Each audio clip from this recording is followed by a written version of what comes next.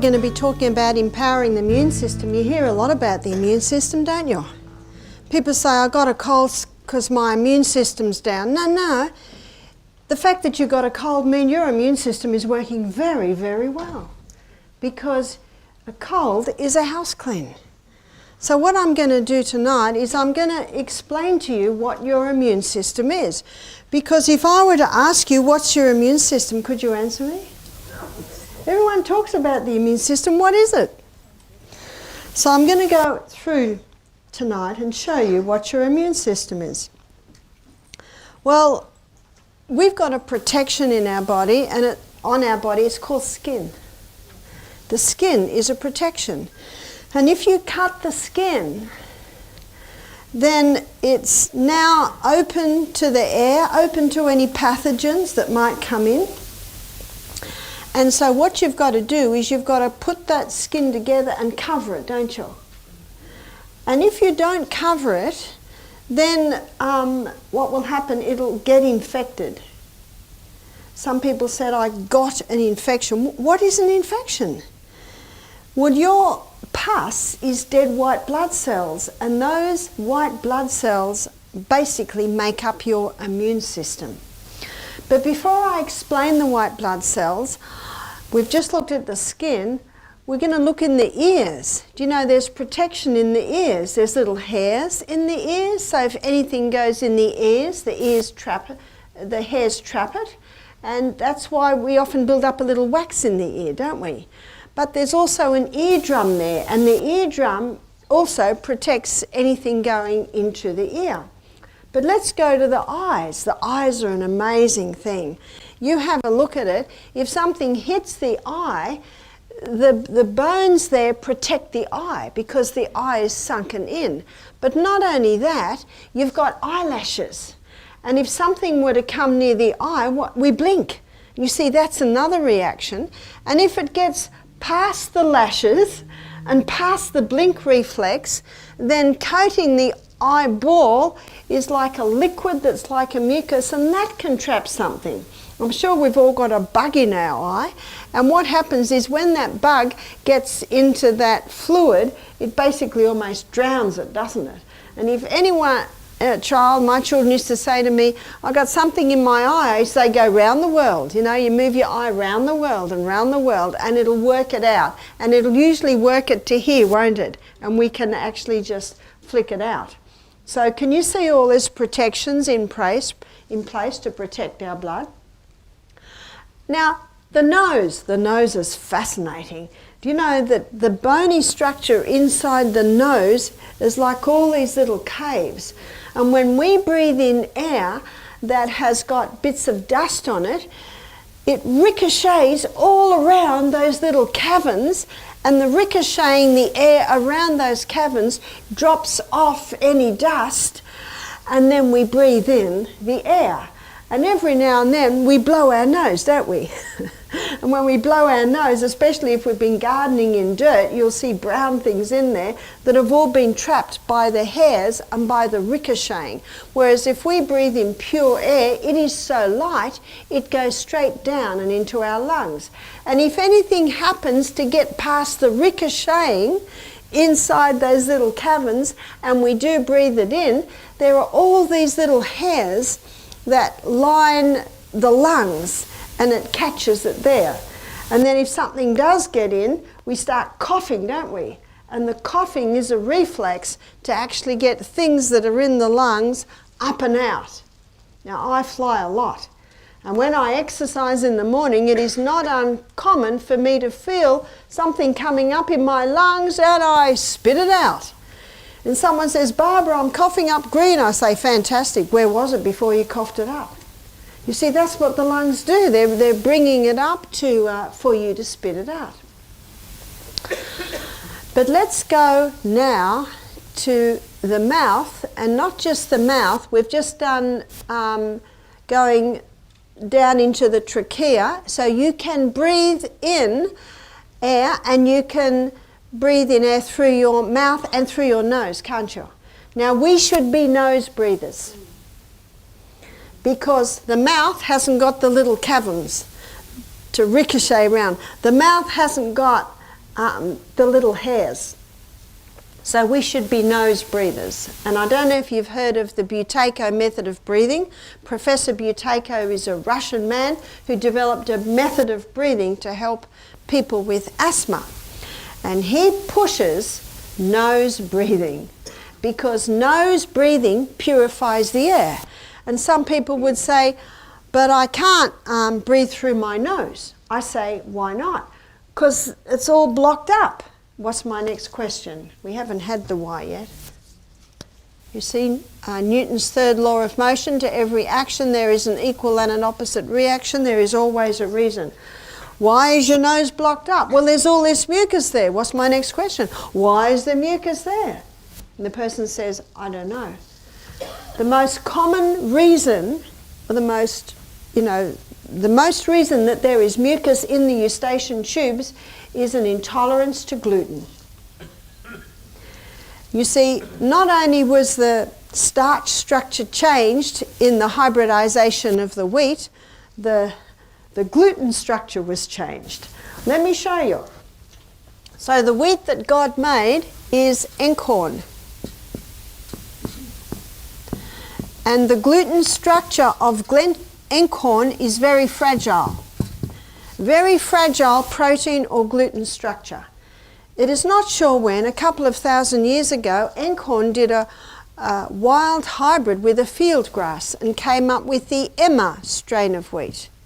The Emma strain of wheat has a little bit more complex protein or gluten structure.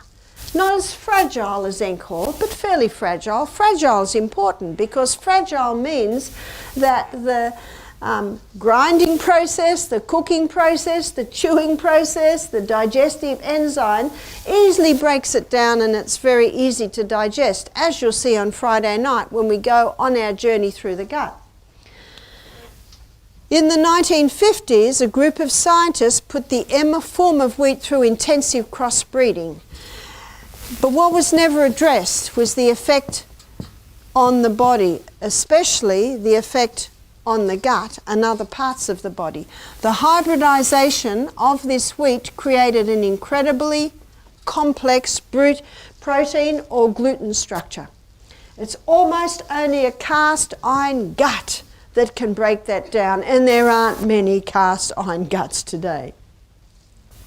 Whereas spelt and kamut, they both have retained that fairly fragile structure. Now, if that hybridized wheat is made into a sourdough bread, the sourdough bread is a cultured bread, and that bread particularly breaks down the protein or the gluten structure of the wheat. And so the sourdough bread or the sourdough wheat is now a much less complex protein structure. Now, if you make spelt or kamut into a sourdough bread, and basically the sourdough is just the way the bread is made or risen, you can bring the spelt and kamut back to the very fragile encorn structure.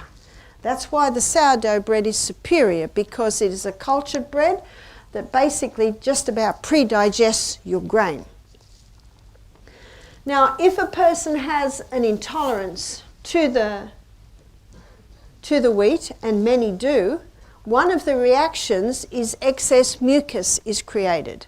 And that excess mucus is sitting in the eustachian tubes. Also, if a person cannot handle dairy products, that can also create excess mucus in the eustachian tubes. So if someone has excess mucus and can't breathe through their nose, my suggestion is to stop the wheat. In fact, I could almost have an answering service on my phone. Stop the wheat, dairy, refined sugar. Next. Stop the wheat, dairy, refined sugar. Now, you can eat a slice of bread and it'll be out of your body in 24 hours, but the effect can remain for up to 2 months. So it's a bit of patience there. You've got to wait for that to be out of the body. So, back to our nose breathing. And that's also your sleep apnea machine.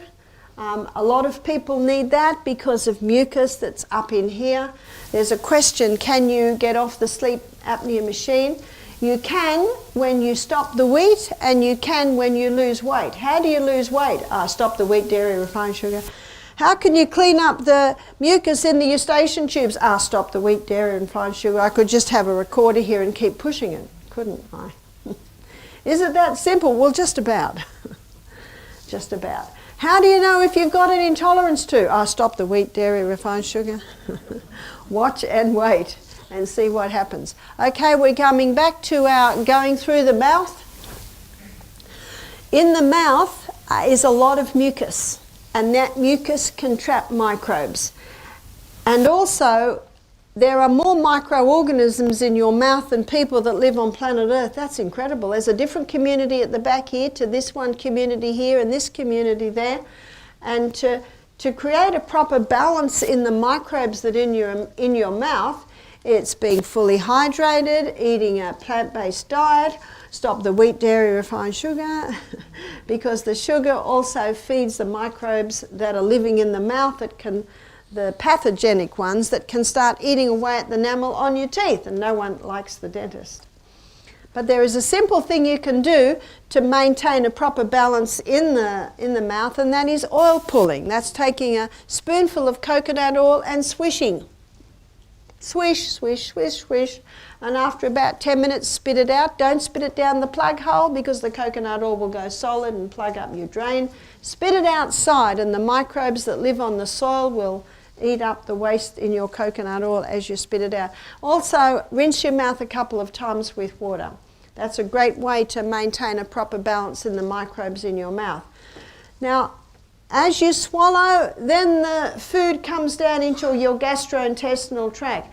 And do you know that you have a secret weapon in your gastrointestinal tract? And on Friday night, I'll be talking about it more. It's called hydrochloric acid.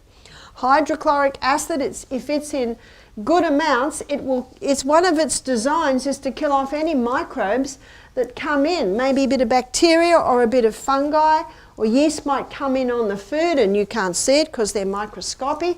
If you've got good hydrochloric acid, it will kill it.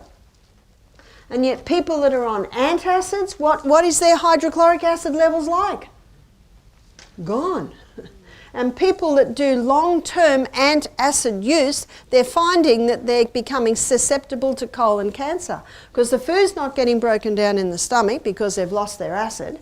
And so further on down, those enzymes can't break it down because it didn't get an initial breakdown. And so then it gets all the way to the colon, and bacteria has to be created to try and break down these partially digested foods. And that bacteria has the ability to start eating away at the colon wall. Now, if I lost you there, that's all right, because on Friday night we're going to take the whole journey through the gastrointestinal tract. Message is, antacids aren't very good. It defies reason. How are you going to break your food down now if you're taking antacids? So some people say, well, I've got too much acid. And I say, how do you know? Well, it keeps coming up. Well, the problem's not the acid, the problem's the gate. So what's the gate? The gate is the cardiac sphincter, which is a muscle. And when it's relaxed, it's closed. When it tightens, it opens. Magnesium will relax and close that little muscle there. So the body's secret weapon is hydrochloric acid. Do you know hydrochloric acid is part of your immune system? Because it's designed to kill off any harmful bacteria that might come in on your food. Do you know what this means? The only people that get food poisoning are people with low hydrochloric acid. Because if everyone's hydrochloric acid levels were high, then it would wipe out any microbes that come through. Hydrochloric acid also unites with pepsinogen to produce pepsin that breaks down your protein.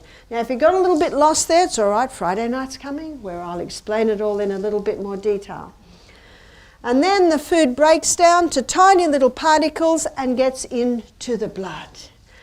Now, in the blood, we have white blood cells, and basically that's officially your immune system.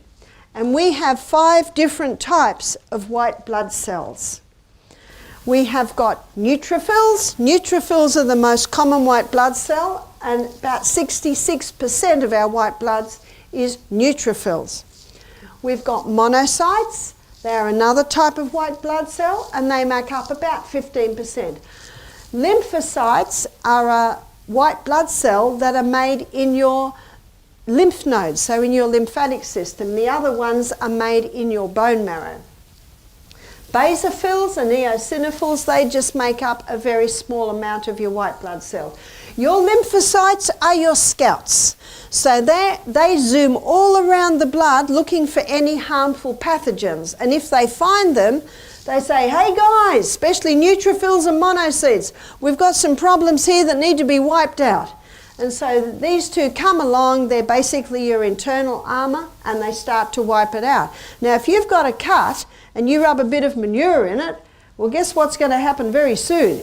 It's going to all swell up, and your white blood cells are going to come to the area, and as they die off, it's called pus. That's what pus is. They're your dead white blood cells. They do a wonderful job. So you see, they're in your body to protect your body. They're your internal army. They're your immune system. My sister's a senior science teacher, and when she taught her high school students about the white blood cells, when she ended it, she said, students, your body's designed to heal itself. The blood has everything you need. Tomorrow, in the morning, we're going to be doing hydrotherapy, which is water therapy. And whenever a person has an injury in an area, the blood tends to sit and pool. Well, when you do hot and cold treatments to the area, then the more blood comes in. More blood means more white blood cells, and the old blood is flushed out, which has got the waste in it, because that's what blood does. Blood not only brings nutrition, oxygen and water and white blood cells, but also it carries away the waste. It's quite an amazing system. But your vacuum cleaner system basically is your lymphatic system. And that's where that little lymphocyzer jumping up and down. Remember, people get old because they stop jumping. People get sick because they stop jumping. We've got to start jumping. I'm pretty sure that the sports show, has it already sold out of rebounders? Have you got your rebounder yet? Or maybe you got the name of a good brand and you're just going to go to eBay. But it's a very important part of getting healthy, is stimulating that lymphatic system. So your lymphatic system is also part of your immune system, because it's the cleanup team in the body. And what your lymphatic system has, it has all these little gates. And it's only when you move that they open. But with the lymphocyzer, they're all opened on the top of your bounce, close on the bottom, open on the top, and basically that sets up a pumping system that pumps the waste out, dumps it into the bloodstream, and if there's anything nasty, these guys will wipe it out. But first of all, it goes to your lymph nodes where you've got your lymphocytes, and they can wipe them out. It's an amazing system. Let me give you an illustration of a little boy that I helped. His mother came to see me, and I noticed the little boy's finger was twice the size. And it was all red, and it had white pus sitting on top. It was sort of had a skin over it. And I said, whoa, what's happened to that finger? And the mother said, it's cellulitis. That's what the doctor said. Do you know what cellulitis is? Inflammation of the cell. Well, it's not rocket science, is it? We can see that that's inflamed. I said, what are you doing? She said, he's on his second course of antibiotics. What would this be after a week and a half? I don't think it could have looked much worse. In other words, is it doing anything? And she said at the moment he's on painkillers and sleeping tablets. And he's 7. I said, can I try something? She said, please. So what I did was I got 2 mugs of water, one hot and one had cold with ice cubes in it. And we put it in the hot for 3 minutes. And we put it in the cold for 30 seconds.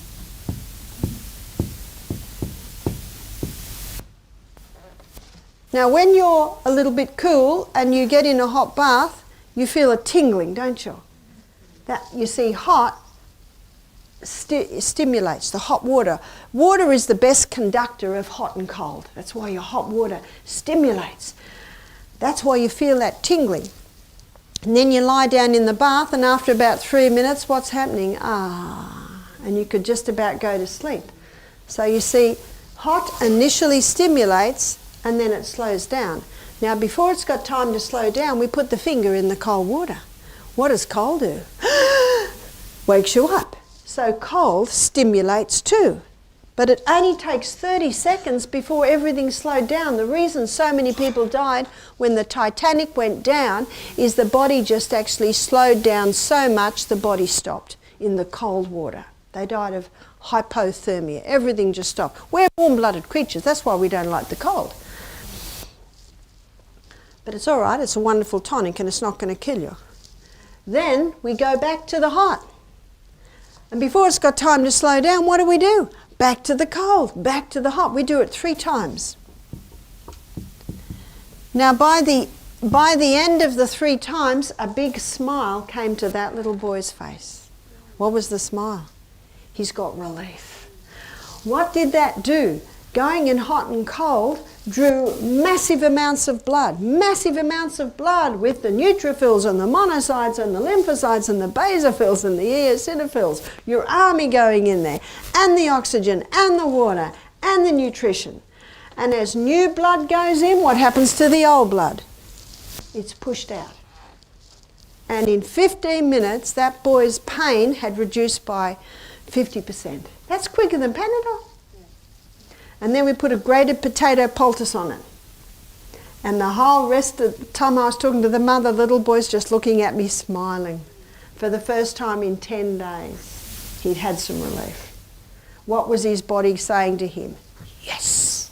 See, you watch your body's signs. His mother told me that when he got home, he said, can we do that again? They did it again at 2 in the afternoon. They did it again before he went to bed. And when he woke up in the morning, the finger had gone right down, and when they took the poultice off, all the stuff came out.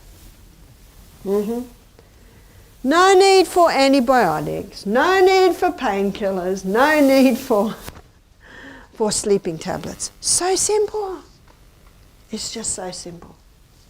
That's what I love about it. Isn't that what God meant? We've made it too complicated. It's very simple. What was the white? It was the dead white blood cells. They were doing their job, but we just need to help the body. The body can heal itself. What the hot and colds do is move blood and get more of your white blood cells into the area. The poultices help to take the waste off, and it will heal. Won't you have a big hole there? Yep, that'll heal. The body heals itself. When I was in Queensland and I was a homeschool mum, they asked me to do a meeting at a homeschool camp, and I called it the mother, the nurse. So I was giving it to a whole lot of mothers on how to treat their children naturally. And my son Peter was 13 at the time, and he'd started the generator, and it was a bit tough, and it had flipped him back, and he scraped his shin on a star post. He came down and it was all raw, and I said, great. I said, Pete, if you agree, we're going to do nothing to that. Absolutely nothing. So what's going to happen? It's going to get all swollen and pussy and look really bad. And Pete's, yeah, you know, boys love their injuries. Love them. They're like trophies to them. You know, it's often difficult for us women to understand boys, but you know, they're boys. I raised a whole lot of boys, and they love it. That's why mothers never say, is that safe? Just turn the other way, right? And if you don't let them, you know where they're going to get their kicks? On violent games. It's far better that they climb trees, fall out and break a leg, and you know, it's a trophy. That will not harm them as much as trying to get their thrills on the video games. So Pete said, yeah, Mum, yep. Anyway, the next day, it's exactly what I hoped for. It was all swollen and red and had a big scab on it, and it looked terrible. I said, great, Pete. Great, this is going to be great for the meetings. See, I wanted the ladies to see that even something that bad, it's easy fixed. Well, half an hour before the meeting, Peter climbed a tree and knocked it. And he knocked the scab off and blood and pus went everywhere and he came running. He said, "Oh, sorry, Mum, look what I did." I said, "Great, that looks even worse. That's exactly what we want." and so Pete's grinning, you know. As I said, boys love their scars. Anyway, of course, I took him to the meeting and the women are going, "Ah!" I said, "It's all right, doesn't matter. We just washed it with a bit of salt water and then put a grated potato poultice on to get the swelling down." I said, "Even at any point, it's all right. It's all right. You can do it." The body was trying, but it just needed a little bit of help. And of course, that's what we can do to help it. So your white blood cells. Now there are some things that can boost those white blood cells, and there are some things that can inhibit or slow them down. So let's have a look at what does. Number one, pure air. Pure air is about 21% oxygen. And oxygen is the most vital element needed for life, and the blood is carrying that oxygen. Do you know cancer cannot live in the presence of oxygen? We've got to keep this body clean and running well so cancer can't get a hold on it. So make sure the air you're breathing is pure. Did you have your windows open last night in your bedrooms? Pardon? Put another blanket on, put a beanie on, but have that window open so you've got pure air. Number two, sunshine. Did you know that sunshine, I know there wasn't much today, but you had some good sunshine yesterday, didn't you? And the body stores sunshine well. The sun is the doctor in the sky, okay? It is not the enemy. And did you know that one of the causes of skin cancers is a vitamin D deficiency?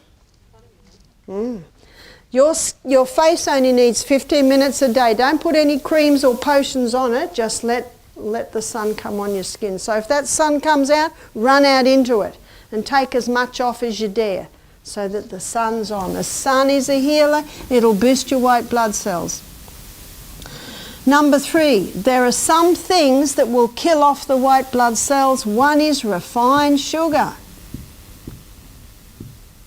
It will kill off the white blood cells. There's a book called Proof Positive by Dr. Neil Nedley, and he actually gives a percentage of how many lollies kill how many white blood cells and how many white blood cells are killed off by a slice of cheesecake. And he defines it exactly. So keep away from the sugar. Also caffeine.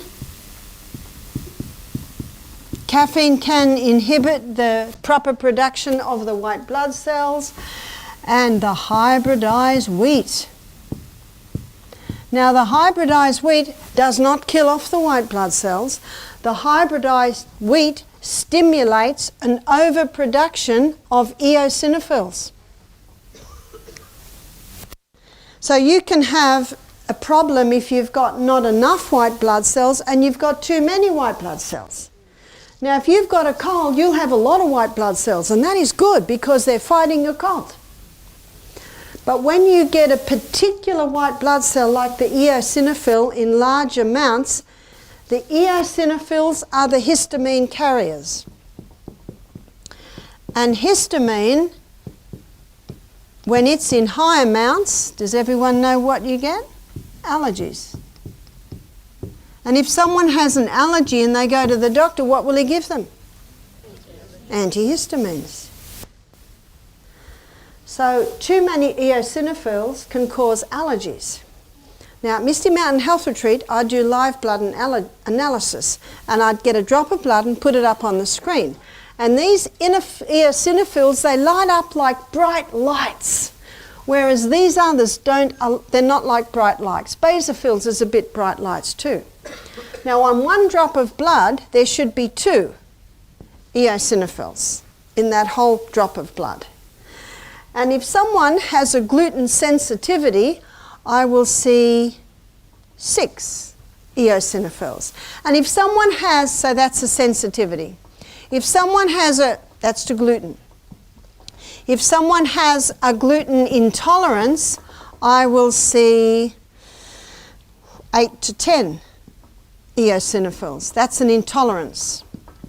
And if someone has celiac, I will see 15 to 20, sometimes I've seen 23. That's celiac. One lady, I saw an intolerance in her blood because she had about 8 to 10 eosinophils. She said, oh no, I've had a test for celiac and I'm not celiac. I said, no, you're not celiac, but you're intolerant. The test will not show intolerance or sensitivity. And if someone is sensitive or intolerant and they keep eating the wheat, guess what they're going to get to? Is celiac. And if someone is celiac and they totally stop all wheat, they can bring themselves back to intolerance and even sensitivity. And they can get to the point where they can have a slice of bread, maybe once a month, and not get a reaction. One lady said, since I've stopped the wheat, I don't have a cat allergy anymore. Another lady said, since I've stopped the wheat, I don't have a horse allergy anymore. Another lady said, since I've stopped the wheat, I don't have a dust allergy. Another lady said, I don't have the pollen allergy anymore. Oh, it's much easier to blame the cat and the horse and the dust and the pollen than the wheat.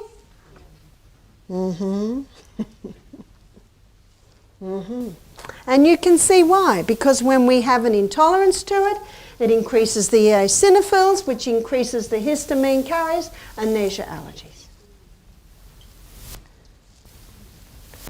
I'll just push the button. Stop the wheat, dairy, refined sugar. So those things must stop. So the dairy, there, as I said earlier, about 60% of Australians, it says, are intolerant to dairy. How can we boost the immune system? Number 4 is sleep between the hours of 9 p.m. and 2 a.m. They're the hours of power. That's when your batteries are being recharged. That's when your immune system is getting a boost. How many people are prevented from sleeping in those hours because of technology? The most dangerous time to allow your eyes to be exposed to the screens are in those hours. There must be some rules in the home for the children, for the teenagers, for the adults. I've got study to do. We'll go to bed at 7:30 and get up at 3. You can do it then. Get up at 4. You can do it then. Number 5, exercise. The high intensity interval training increases blood supply to the bones, and it's in your bone marrow where your white blood cells are made, except for your lymphocytes. They're made in your lymphatic system. And so ideally some of your high intensity should be rebounding. We've got to start jumping. The kids know what to do. Rebounder. It's one of the best investments that you can make. 3 minutes twice a day. How's that? Every office should have one. Staff are getting a bit tired. Get them on the rebounder.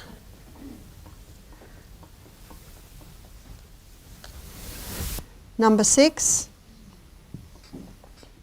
is proper diet.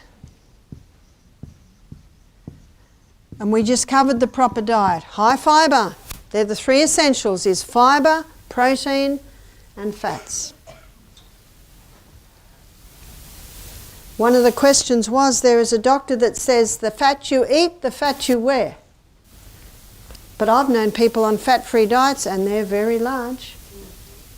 Do you know, really, it's the fat you eat isn't the fat you wear, because fat doesn't make you fat. It's the wheat and the sugar you eat. That's your wheat belly. That's where it dumps. That's basic anatomy and physiology.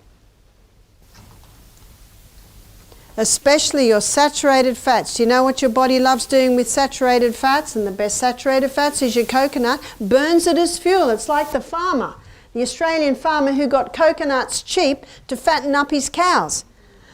Well, his cows lost fat, put on muscle, started bounding round the paddocks. So if you want to bound round the paddock, what do you eat? The coconut. Number 7 is use of water.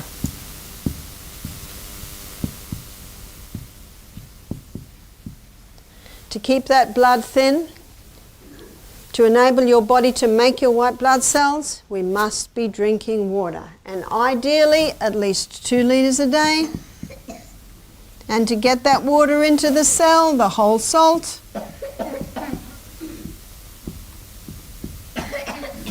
Crystal of the whole salt, ideally Celtic and Himalayan.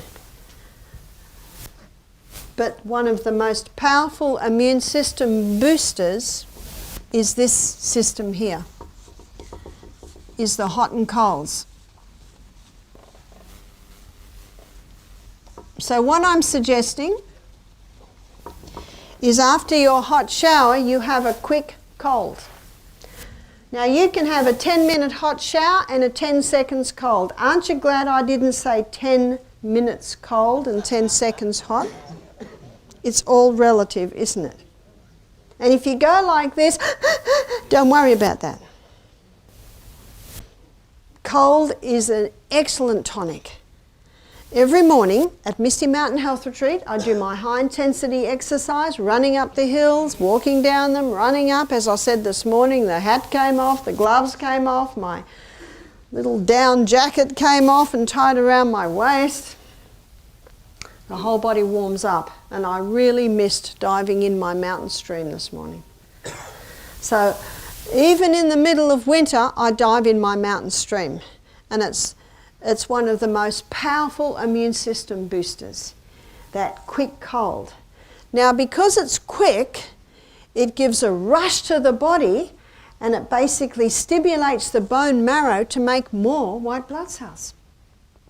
I have worked out in the middle of winter that I can be in and out of the creek in 7 seconds, and then the deep cold, the pain doesn't kick in because you don't get cold. And when you have your quick shower, now I don't have a quick cold before I go to bed because I don't want to wake up. But in the morning I do. You see, most people get winter colds and flus because they don't use cold. So how do you use cold to prevent winter colds and flus? You make sure you're breathing in some fresh air every night in that little bit of a window open. You make sure you're outside every morning in the cool air doing the exercise. Make sure you're warm. I had gloves and my down jacket on and my woolen leggings and a little head thing. Make sure you're warm, but make sure you're breathing in that fresh air. And remember, 3,600 mil of air in, 3,600 mil out when you're starting to breathe deeply. So use that cold.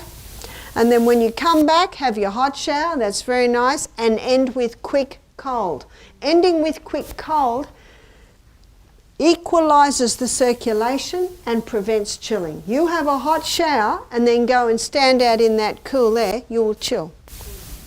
You have a hot shower, have a quick 10 seconds cold, and then go out in that cool air, you will not chill. What cold does is it equalizes the circulation, prevents chilling, closes the pores. So we have a steam bath at Misty Mountain, and at the end of the day, everyone has a steam bath. They're in the hot steam for about 10 minutes, then they dive in the mountain pool, then they come back into the steam bath, and they do that 3 times.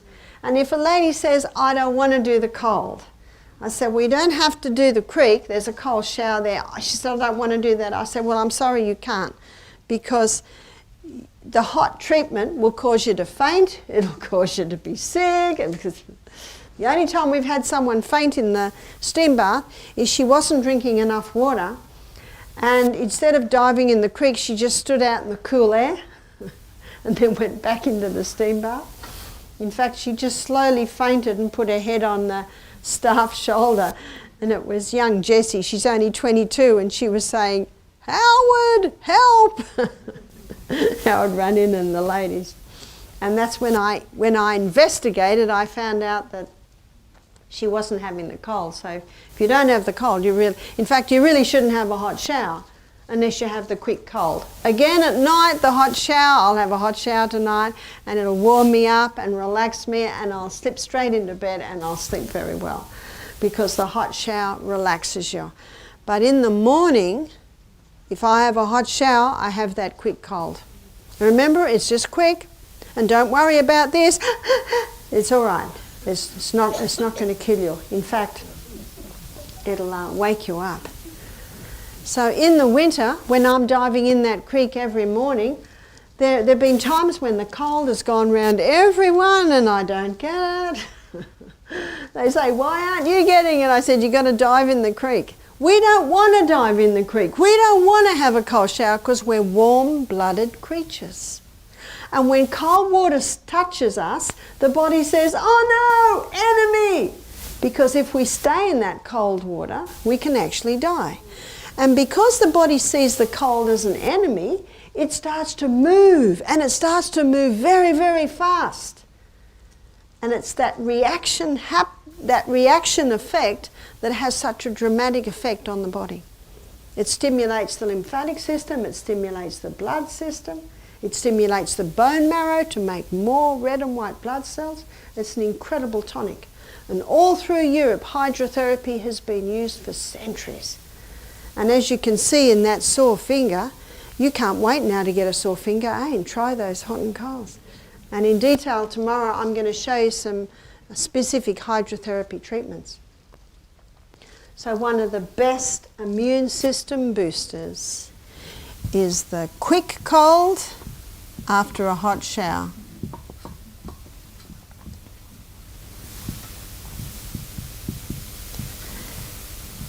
The good news is there is no need to get a flu shot. My husband met a doctor and the doctor said to him, my eyes have been opened because of an experience I had. And my husband said, what was that? He's a doctor in the North Shore in Sydney. He's about 48. He said, well, recently a lady came in and said, he said to her, are you ready for your flu shot? And she said, I'm not going to have that. He said, why not? She said, that stuff's toxic. He said, no, it's not. Look at this. And he injected himself. She said, well, I'm still not having it, and left. He went home and he told his wife and she said, are you stupid? She said, that stuff's toxic. He said, well, how come I don't know? He said, 2 months he was sick. 2 months he was sick. So then he began to investigate and he was surprised. He had no idea what was in it. You see, if the body's designed to heal itself, you don't need to have the flu shot. These are the best immunisation against winter colds and flus. And the last, these are called the 8 Laws of Health. And the book that Tim showed you, The Ministry of Healing, there's a chapter in there called The Physician and Educator, and on about the second page of that, it lists the 8 laws of health, which I have listed here. They're the 8 doctors. And the last one is trust in divine power. Did you know that worry, anxiety and stress has a devastating effect on the immune system? And there's a beautiful verse, it's in Isaiah 26 verse 3, it says, thou wilt keep him in perfect peace, he whose mind is stayed upon thee, because he trusteth in thee. That's a lovely verse. If you're worried, trust in God. He will bring you through. He has never failed. In fact, he's never lost a case. So he's the one to have faith in. I believe that medicine many times is based on fear, whereas natural medicine is based on faith. Faith is in an incredible body that's been designed to heal itself. And faith in God, who brought you here tonight so that you could understand more about the body you live in and the conditions to give it for healing. Now, I also don't see any expensive supplements there, do you? It's cheaper than we think. And it's easier than we think. Now, I have a whole pile of questions here. So I will spend this little bit of a time. Some of them I've answered. Is barley it says hydrolyzed. Has it been hybridized? No, it hasn't. What is gluten-free flour? Well, gluten-free flour is often a combination of rice, potato flour, corn flour, so you can have a look. So, and the next one is, what about homemade muesli? Is homemade muesli okay? And there's another question, what about oats? If someone is celiac, they can't usually handle oats. But often gluten intolerance and sensitive can handle oats. Now, it has a totally different gluten structure to what you find in wheat. So I leave oats to you. Some can handle it, some can't. But it needs to be cooked because cooking breaks down the starch in the grain. Eating raw oats basically is indigestible. So if you have muesli, it should have a slow dry bake. We do a muesli and we soak buckwheat and then we put it in the dehydrator and then we mix it with nuts and seeds and coconut, and that makes a very nice muesli. What's it say? Let's see, is homemade muesli okay with soy milk or nut milk and fruit? No sugar? Yep, sounds fine as long as the muesli's being cooked. What do you have for breakfast? I told you about my breakfast this morning. This is what I usually have for breakfast. I usually have pawpaw or I have grapefruit. I love them both. I have chia seeds. And then we have a local bakery, German bakery, that does a sourdough spelt toast. And we have a slice of that. I put olive oil and cayenne pepper and avocado on my bread. My husband puts just avocados on his. And then we have either black-eyed beans, or we have red lentils, or we have brown lentils, or we have scrambled tofu. That's what I usually have for breakfast. This morning, as I mentioned earlier, I had blueberries, and I had a very nice, like a roti, a flat chapati, and I had a very nice dal. That's what I had this morning. What do you mean by breakfast as a king? Well, I just told you breakfast like a king.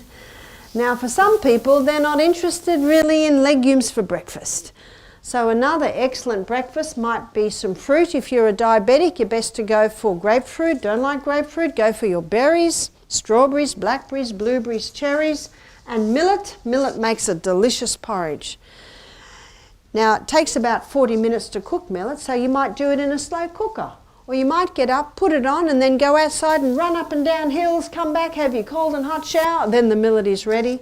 And the millet's very nice with a bit of stewed apple on it, with, say, some coconut cream on it, with some cut up fruit on it, and sprinkle ground linseed all over it and have some nuts. So there's another good one. Okay, Barbara, can you please let me know what you have for breakfast, lunch and dinner? We just did that one. What you have and how to prepare the lentils. When I have lentils for breakfast, I usually just put olive oil, maybe some Italian herbs or some fresh thyme out of the garden and a little bit of oil. I keep it very simple at breakfast because I've got lots of children to pray for, and I usually read my Bible, and then I'm running up and down hills and diving in creeks, so I try and keep breakfast very simple. In the back of my book there are a few recipes. I think I've got some of the basic recipes that I usually have. For lunch, I usually have always a big salad, maybe some cooked vegetables, and usually something with legumes, like some of the recipes in my book. If I have dinner, what do I have? I might have a bowl of soup. If there's no soup, I might have an avocado. It's usually light and sometimes I don't. Is goat's milk okay for a baby? Yes, goat's milk is okay for a baby because your little newborn goat is about the size of a little newborn human. Look at cows. In the first year of life, they're nearly as big as their mothers, and they're a bit dumb, aren't they, if you tried to shoo them through a gate? So if you want a baby that's a bit dumb and big and fat, what do you give them?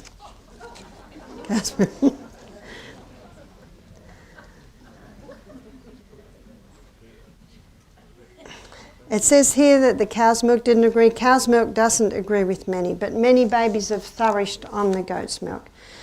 Can someone who has a heart condition or a stroke take salt crystal with water? Yes, because it's mineralised salt. The salt in the supermarket is only 2 minerals, sodium chloride. That is what contributes to heart disease. That is what causes the problem, and I'll show you that in detail tomorrow.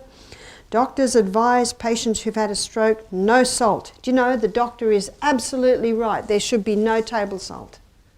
But the mineralised salt is totally different. Would you be able to talk about fertility on Friday night? I'm going to talk about fertility tomorrow night when I talk about hormones. So tomorrow night we can do that. Is it necessary to have a CPAP machine to assist with breathing through the night? All you have to do is stop the wheat, dairy, sorry, I'll push the button, wheat, dairy, refined sugar, and you will easily lose weight. It's usually weight and also excess mucus in here. In fact, it's like Bobby that I told you about, 45 kilos in weight he lost in 2.5 months. And he said, it's like I'm not even on a diet because I'm eating so well. That's the best diet. What's your view on antiperspirant deodorants with aluminium with it? Guess. No, I don't think I've used a deodorant for about 30 years. If you perspire a lot and you find that your body odour is not good, try going on this diet that I'm advising, and you'll find your colon will work better and you'll find your body odour will far improve.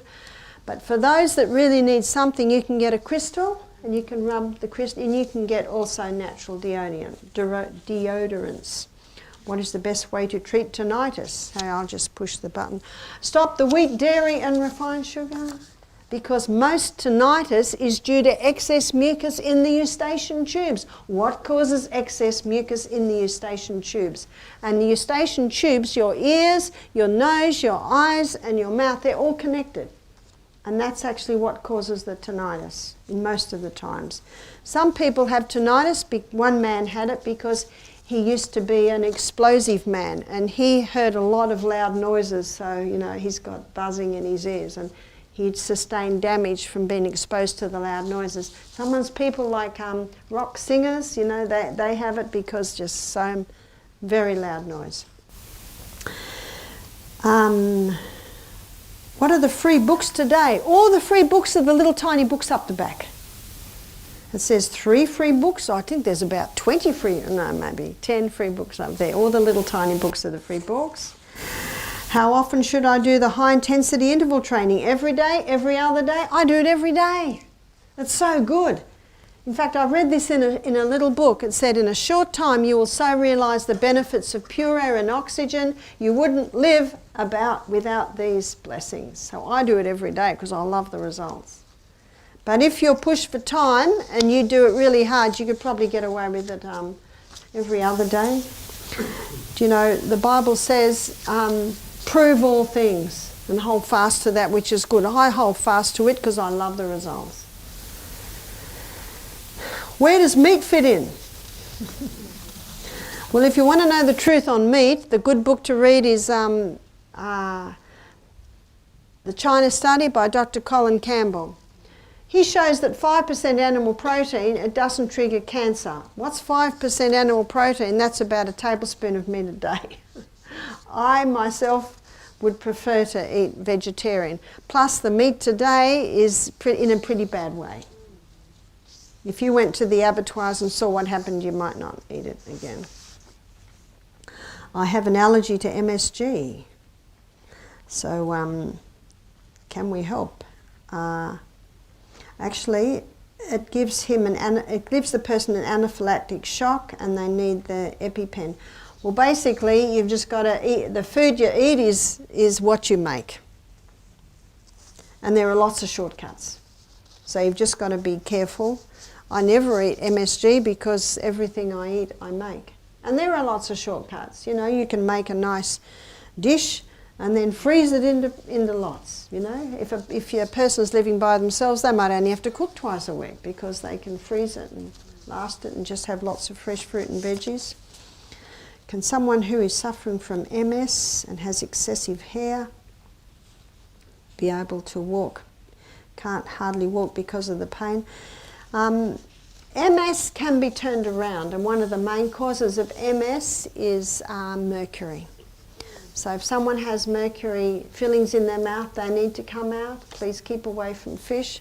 And then little by little that myelin sheath can be built up. And I'll be talking about that myelin sheath and the nerve cells on Saturday morning. And I have seen people walk again. But adhering to the lifestyle program that I'm suggesting can bring healing. And as you'll see on Saturday morning, coconut oil can heal brain cells. What is the wheat change causing celiac disease also? Yes. Where does oats fit in? I think we answered that one. There is a Dr. John McDougall who says fats and oils you eat are the fats you wear.